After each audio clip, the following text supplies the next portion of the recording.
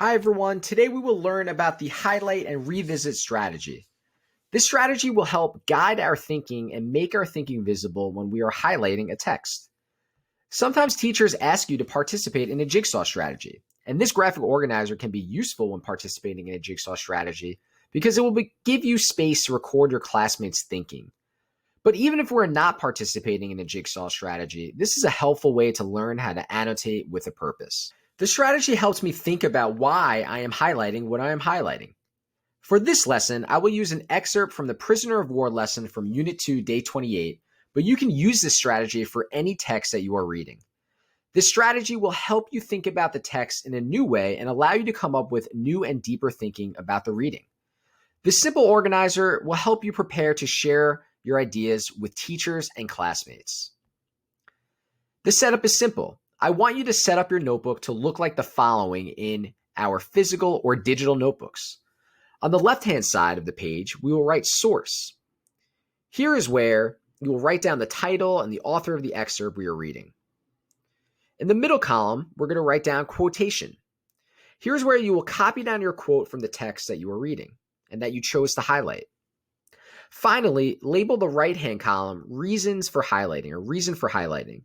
Here is where you will provide the reasons you chose to highlight the quotation. Now that we have our notebook set up, we're going to select a text. I've chosen an excerpt from the Battle of New York. I'll go ahead and write down the title of my excerpt in my graphic organizer. Now I will take the time to read the excerpt. Because we are practicing close reading, it may be beneficial to read the excerpt a few times.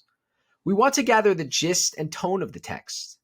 Remember to be an active reader and think about the author's claim and evidence to support their claim. We can also start to think about a quote that we want to highlight and our reasoning for highlighting the passage that we can add to our graphic organizer. Now I'm ready to read this excerpt from the Battle for New York.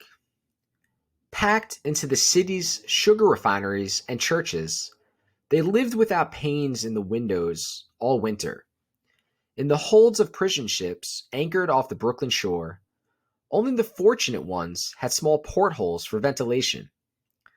The Jersey, an old British man of war, held more than 1,000 men at a time below decks. Barely fed on spoiled provisions, the prisoners quickly became walking skeletons, dressed in rags and covered from head to toe with filth and lice. Racked by yellow fever, typhus, and dysentery, many died in their own bloody excrement and were buried a dozen at a time in shallow graves around Wallabout Bay. An estimated 8,000 to 11,000 of these men died of starvation, disease, and exposure during the course of the war, while Loring reportedly sold off most of their rations and pocketed the proceeds. Since Loring continued to bill the British government for the support of prisoners who had perished, he was said to have grown rich by starving the living and feeding the dead. Now I'm going to take a few moments to reflect on what I read and select a quote from this text to highlight and think about my reasoning for highlight and add it to the graphic organizer. As you can see, I've decided to highlight this passage here. And the reason that I highlighted this passage is because it emphasizes the plight of the prisoners of war held in New York City during the Revolutionary War. I'm surprised by how poorly the soldiers were treated.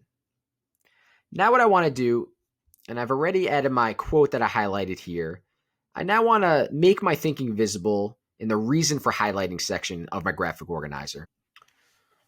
All right, now we have completed our highlight and revisit graphic organizer. As you can see, I have the source information on the left-hand side, followed by the quotation that I highlighted in the middle column, followed by the reasons for highlighting the passage.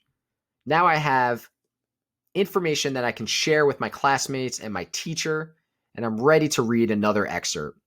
Feel free to try this strategy on your own, and remember, just because we use it for this particular lesson doesn't mean that you cannot use it for any of the texts that you annotate in social studies class.